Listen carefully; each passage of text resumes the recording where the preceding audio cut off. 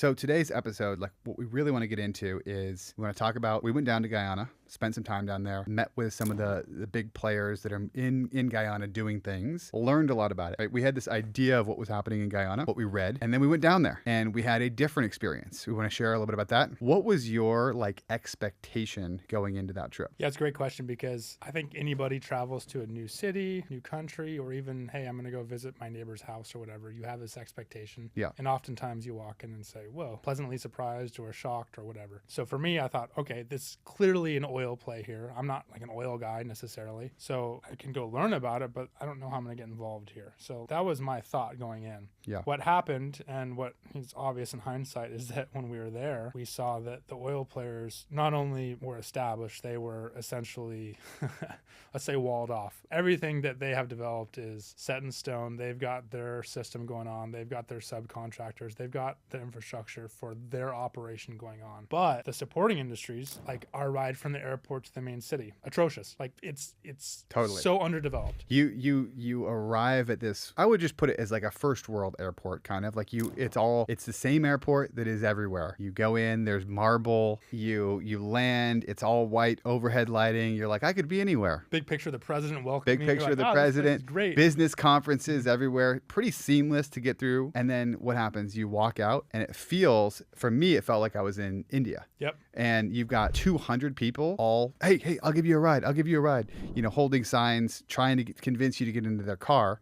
And you're like, okay. And important thing to note is that their flights land near midnight. Yeah. Because the road from the airport to the capital, Georgetown, is so underdeveloped that they can't have traffic during the day. They need to keep it open for their regular commerce. So they schedule all the flights to land late at night so the tourists can use the highway when no one else is using it. So the drive from the airport, after you got everybody yelling at you, pulling at your shirt, take my car, this car, whatever. We had transportation set up for us, luckily. But that road it was a solid hour at 1 a.m. Yeah. It was a 2-lane highway. It was dusty. It was the classic kind of adventure style arrival in a country that you're kind of scared a little bit, but also like, wow, this is the real deal. That was it for Guyana. But go offshore and they're pumping millions and millions of dollars of oil out of the ground every day. So what's the disconnect here? And that's what, we think is the big opportunity here, all these different things. So transportation was the most obvious thing for me that, hey, this is something that is completely underdeveloped. The second thing, just because it was the second order of what we experienced, was their hotels. There is literally one chain hotel in the entire country. It's a Marriott. Yeah. It's one Marriott, and it's on the coast of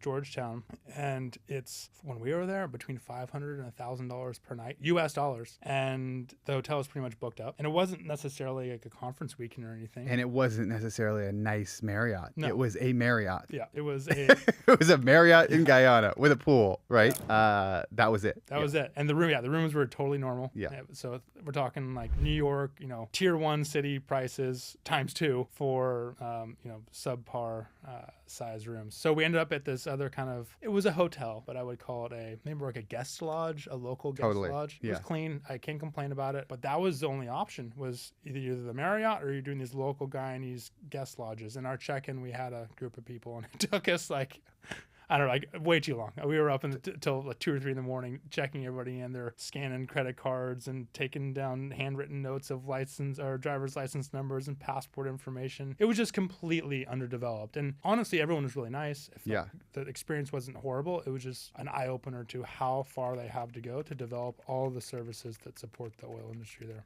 Totally. And I think I had a similar viewpoint to you, where I was like, this is going to be really interesting. The place where all the opportunity is going to be is within oil. And we show up and it kind of aligns in that way for me, or I'm like, the transportation is like kind of sketch, the hotels are kind of sketch. Oh, probably it's not going to be that developed. And then we end up having meetings with like the CFO of Exxon Guyana, and then another person involved with Exxon Guyana, and you start to talk to people and you realize, no, that doesn't reflect what's happening at all. They're way more developed there. They figured it out. And so I think when I think about my expectation versus reality, day one on the ground, as we started like walking around the city, it was in some way, it was like in some ways sketchier than I expected, right? And I've traveled all over the world in some of the most sketchy places. I have an incredibly high threshold for what sketchy is, like very, very, very high. Like, yeah.